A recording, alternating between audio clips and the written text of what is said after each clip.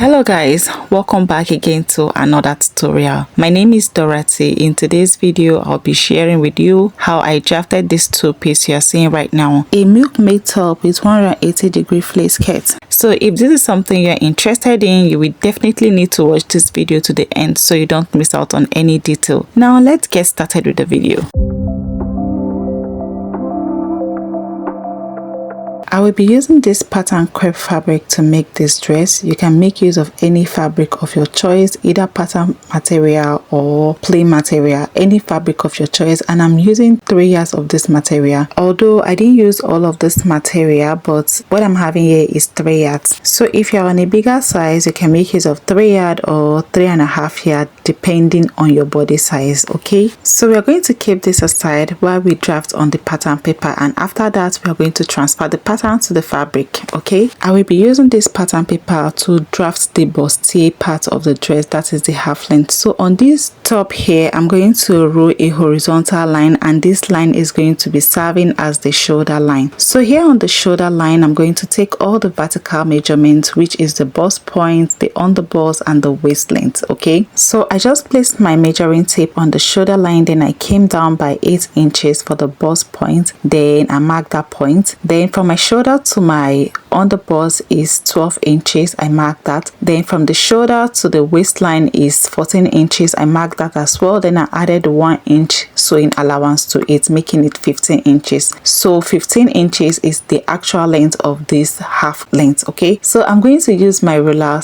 to connect all those points that I mark horizontally. Then I'll go ahead and label them. So here is my shoulder line, my bust point, my underbust point, my waistline, and the allowance that I left for the joining. Here on the shoulder line I'll be taking the neckline measurement. So the neck width I am working with is 3 inches, while for the neck depth is 3 inches. This is the standard neckline measurement. Now I'm going to use my curve ruler to connect these 2 points to create a round neckline. Okay, after I'm done with that, I'm going to mark my shoulder measurement. So here on the shoulder line I divided my shoulder measurement by 2 and I mark it. Then on this shoulder point I'm going to come down by 7 inches for the armhole line. Then I will use my ruler to connect these 2 points on a straight line, and this straight line is going to be the armhole line. Now to get the armhole line, you are going to be dividing your bust circumference by 6 plus 1.5 inches. So whatever you have, that's your armhole line. And I also went ahead to extend this line horizontally, and this horizontal line is going to serve as the chest line. Now to get the shoulder slant on this armhole line, I'm going to come down by 1/2 inch. Then I'll connect a slant line from that point to meet the neckline. On the armhole line I'm going to divide it into 2 and I'll mark the midpoint. On this midpoint I'm going to come in by 1/2 inch. This is to remove excess fabric from the armhole in the front piece. Then here on the chest line I'm going to divide my bust circumference by 4 and I'll mark it. Now I'm going to use my curve ruler to connect these 3 points together to create the armhole curve. Let me use my marker to highlight this armhole curve so that it will be more visible. The next thing I will be doing is to mark the bust span measurement. So I divided the bust span measurement by 2. The bust span is 7 inches. 7 divided by 2 is 3.5. So I marked the 3.5 on the bust point, on the underbust, on the waistline, and on this allowance here.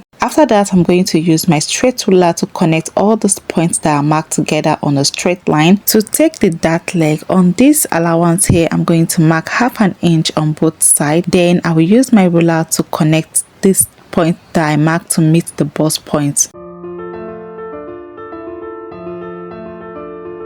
So the next thing we'll be doing here on the shoulder slant here, I'm going to measure it and mark the midpoint. Okay, so I'll just use my measuring tape to divide it to get the midpoint. After that, I'm going to connect a straight line from that midpoint to meet the bust point. Since this is an off shoulder bustier, you have to decide where you want your off shoulder to be. You can decide to maintain the chest line, or you can go up if you don't want to reveal too much cleavage. For me, I went up by 1.5 inches from the chest line, then I make a mark there. After that, I use my ruler to connect the points horizontally. To tighten the overbust on this point here, I mark 1/2 inch on both sides. Then I'll use my ruler to connect the line from this point to meet the bust point. and I did the same thing to the second side as well. I connected that point to meet the bust point. Now I have successfully tightened the over bust. On this dart leg, I'm going to use my ruler to connect a straight line from the waistline to meet the under bust. Okay, I'm just retracing back the dart, but in this case I'm going to retrace it on a straight line. Then I will still use my straight ruler to retrace my darts just the way you see me doing.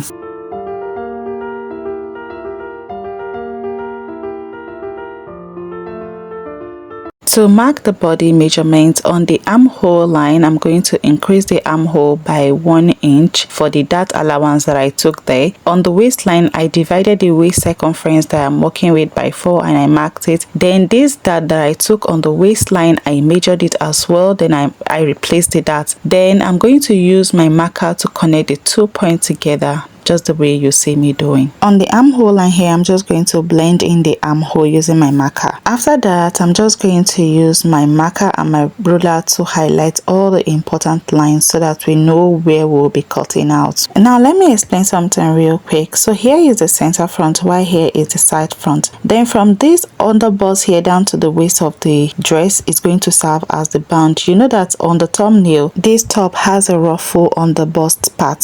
So this bustier that we just drafted now is just going to be the lining that I'll be using it to line the ruffle on the bustier part. Okay, I hope you guys understand, but if you don't understand, just keep watching and you will get more clarity as we progress in this video. If you haven't liked this video yet, please do well to like the video, because that's the only way YouTube is going to recommend this video to more people. And if you haven't subscribed yet, please do well to subscribe. Now I'm going to cut this part that is going to serve as the band out, and after that I'm going to fold in the dart just the way you see me doing, just to eliminate the dart from the band, because this band is not going to have a dart. Now for this bustier part, I'm going to place it on another pattern paper and cut out the exact same thing out. So guys, I am done cutting another pieces out, so I'm going to keep it aside so that when we are transferring our pattern to the fabric, we'll be using this piece to cut out the back pieces and also the ruffles at the front. Now I will use my scissors to cut out this bustier part, and just like I explained earlier, this bustier is going to serve as the lining. Okay, so all the pattern pieces are ready. Now I'm going to transfer all these pattern pieces on the fabric, and I'll be doing this off camera. So guys, this is what we have after I was done transferring all my pattern to a fabric. So on this side front here, I left 1 inch sewing allowance. On the center front here, I didn't leave any sewing allowance at all. Moving on to the back pieces, I used this fresh pattern paper to cut the back pieces. So here on this side back here, I left 1.5 inch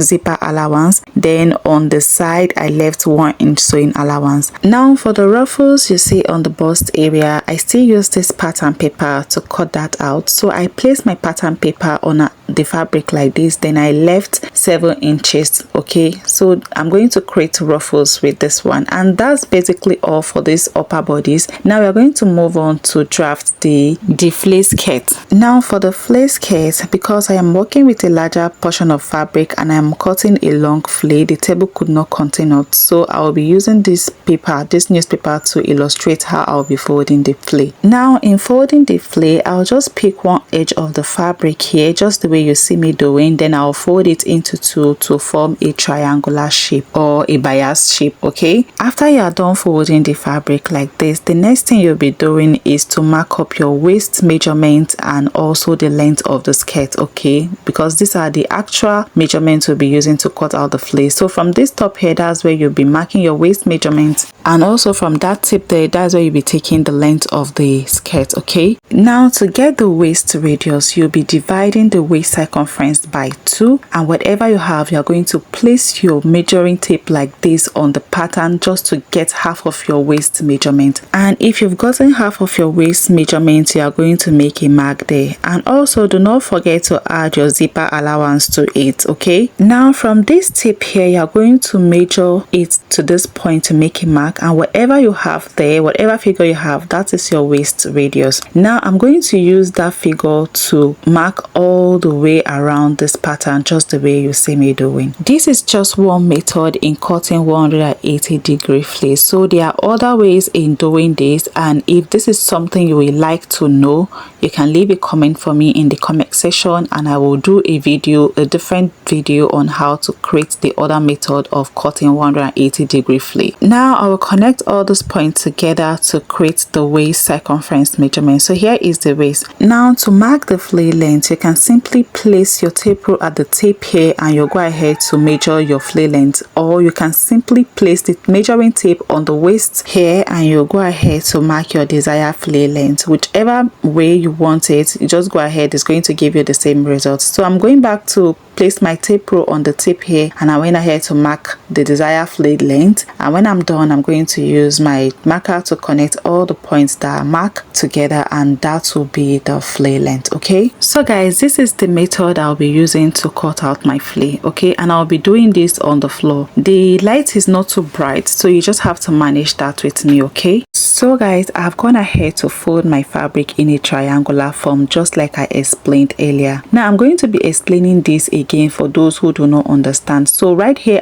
I divided my waist circumference by 2 plus my zipper allowance. Then I'm finding where the half of the waist measurement sits, and when I get that, I make a point there. After that, I place my measuring tape at the tip here and I measure down to where I make a point, and whatever figure that I had there, that's the waist radius. So I'm going to use that figure to mark all around to get the waist measurement. After that, I'm going to use my chalk to connect all the points together, just the way you see me doing. Then I'll go ahead and cut it out. I'm cutting this out because when I want to take the full length of the flace, I want you all to see it. Okay, so if I should start from the tip in measuring the length of the flace, the camera will not be able to capture that, so that's why I want to cut the waist out. Now from this waist, now I'm going to adjust my fabric so that we can mark the length of the flace. Now from the waist here, I place my tape rule and I measure downward to 41 inches. Now the length of the flace I am working with is 40 inches. Then I added 1 inch hemming allowance, and I'm going to mark this 41 inches all the way around, just the way you see me doing. I'm so sorry that this particular part of the video is this dark. I was using natural sunlight to film this. I didn't know that it was this dark. After connecting all the points, I'm going to use my scissors to cut this out, and that is all for this flace. Thank you so much for watching this video to this point. I do not want the video to be that too long, so in my next video we'll be doing the sewing. So see you all in my next video.